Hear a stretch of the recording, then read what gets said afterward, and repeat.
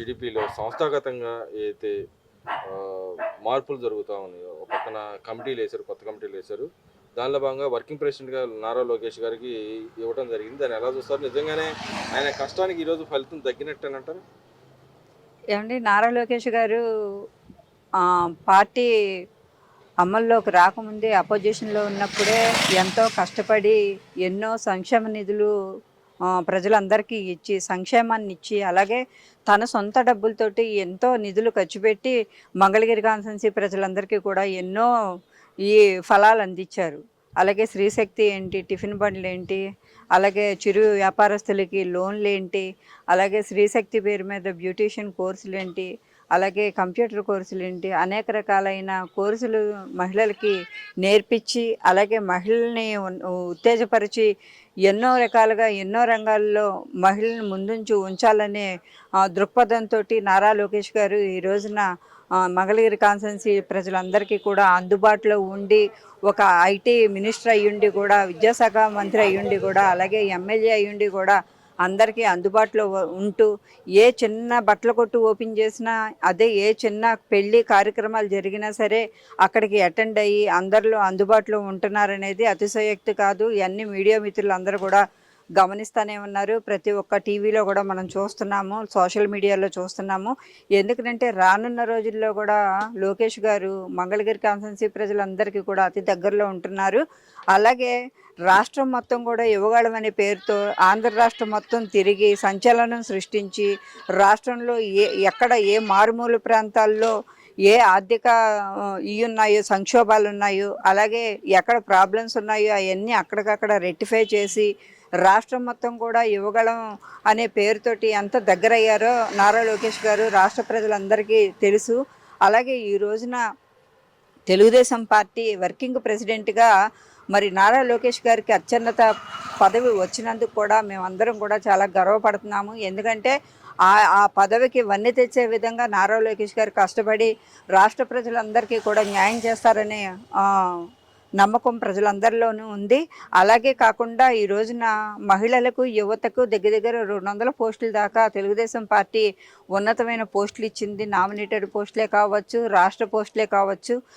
ముందుగా మహిళలకి ఎక్కువ పోస్టులు ఇచ్చారు.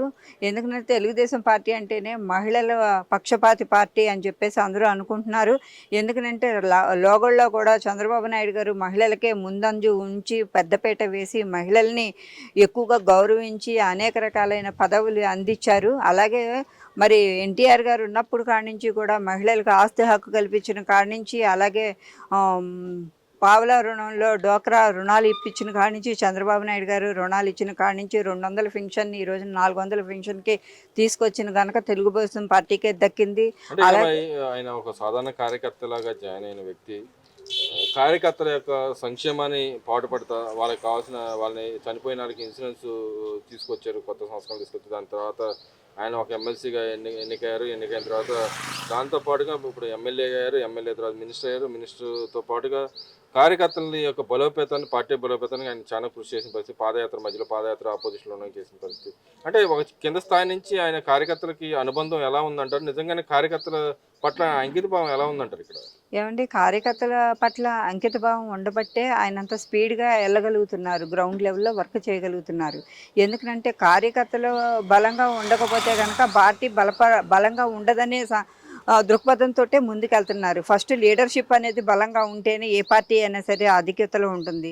ఎందుకంటే లీడర్షిప్ ఎప్పుడైతే కోల్పోతుందో పార్టీ కూడా అధోలోకాతానికి వెళ్ళిపోతుంది. అలా కాకుండా తెలుగుదేశం పార్టీ ఫస్ట్ నుంచి కూడా లీడర్షిప్ని కాపాడుకుంటూ ఎవరైతే కష్టపడి పనిచేశారో పార్టీకి వన్నె తెచ్చే విధంగా ఎవరైతే కష్టపడ్డారో వాళ్ళని గమనించి వాళ్ళకే పదవులు ఇచ్చి వాళ్ళనే అభివృద్ధి చేసిన ఘనత తెలుగుదేశం పార్టీకే దక్కిందండి. అంటే మరి లోకేష్ గారి గతంలో కూడా చూసాం, ఎంతోమంది ఆయన నియోజకవర్గంలో కానీ పక్కన కానీ మహిళా అభివృద్ధి కోసం కష్టపడుతూ ఉన్నారు. చాలా మందికి కుట్టు మిషన్లు కానీ ప్లస్ స్వయం శక్తి ఉపాధి కింద చాలా పనులు చేశారు.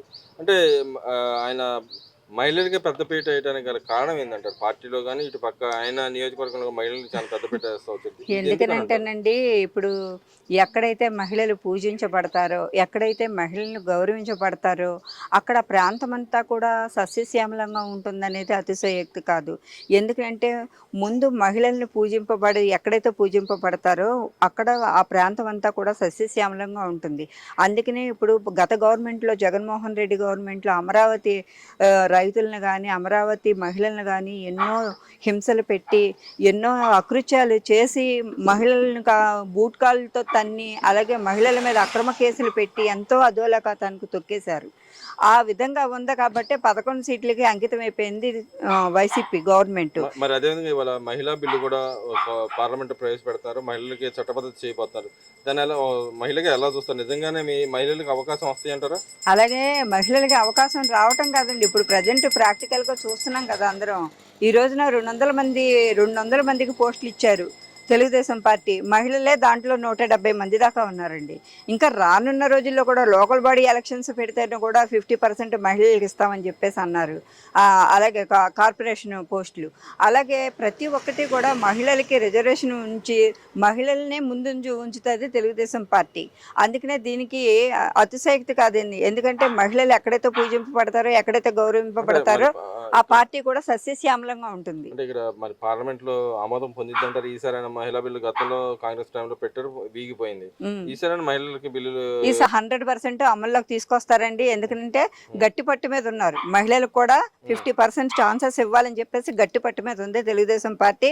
గ్యారంటీగా పార్లమెంట్ లో కూడా ఆ బిల్లు ఆమోదపరుస్తారు కూడా, మాకు ఆ నమ్మకం ఉంది.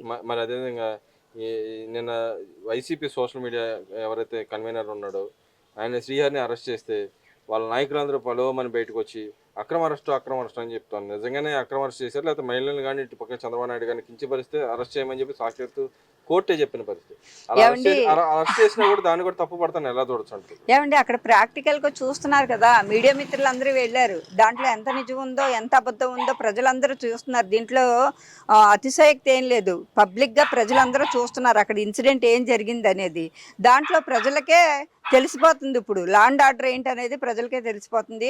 అక్కడ సిచ్యువేషన్ ఎలా జరిగింది ఏంటనేది నిజాలు ప్రత్యేకంగా ప్రజలే నిర్ణయిస్తున్నారు. ప్రజలదే తీర్పు వదిలేశారు. ప్రజలకే అది అర్థమవుతుంది. అక్రమ అరెస్ట్ ఎందుకు అవుతుందండి? దానికి లా అండ్ ఆర్డర్ ప్రకారం ప్రతి ఒక్కటి కూడా ప్రూఫ్లు ఉన్నాయి కదా. అది అక్రమ అరెస్ట్ ఎందుకు అవుతుంది? న్యాయబద్ధంగా లీగల్ గానే అరెస్ట్ అవుతుంది. మరి ఏబిఎన్ రాధాకృష్ణ గారిని కూడా అరెస్ట్ చేయాలని చెప్పి డిమాండ్ చేస్తాను. నిజంగానే మహిళలు ఆయన కించపరిచారంటారు వాళ్ళ ఛానల్లో. ఏమండి, ఇప్పుడు గత గవర్నమెంట్ లో భువనేశ్వరమని నిండు సభలో ఎంత అగౌరవపరిచారో చూసాము.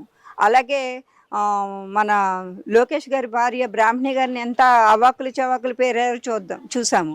అలాగే పవన్ కళ్యాణ్ని 2-3 పెళ్ళిళ్ళు చేసుకున్నారని ఆ రోజమ్మ ఎంత కించపరిచి మాట్లాడిందో చూస్తున్నాము. వాళ్ళు ఎంత నీచానికి దిగజారిపోయి, అట్టడుగు స్థాయిలో దిగజారిపోయి తెలుగుదేశం పార్టీ మహిళల్ని ఒక మహిళ అనే ఉద్దేశంతో కూడా చూడకుండా, ఒక భువనేశ్వరమ్మ ఎంతో పవిత్రంగా, ఎంతో పెద్ద ముత్తైదు ఆవిడ్ని కూడా కించపరిచి నిండు సభలో మా చంద్రబాబు నాయుడు గారు కన్నీళ్లు పెట్టుకొని బయటకు వచ్చే పరిస్థితిని ఏర్పరిచారు వైసీపీ గవర్నమెంట్. ఈ రోజున ఎన్ని ఎక్కడికి వెళ్ళినాయి మీ మనోభావాలు అప్పుడు ఏమైనాయి? మహిళల్ని కించపరిచి మాట్లాడుతున్నప్పుడు మీరు అప్పుడు నోరెత్తలేదే? వైసీపీ గవర్నమెంట్లో ఎన్ని దారుణాలు జరిగినాయి? ఆడవాళ్ళని ఎంత హింసగా గురి చేశారు, ఎన్నెన్ని మాటలు అన్నారు, అవన్నీ మీకు గుర్తు రావట్లేదా? ఈ రోజున రాధాకృష్ణ మీద ఎలిగేషన్ తీసుకొస్తున్నారు.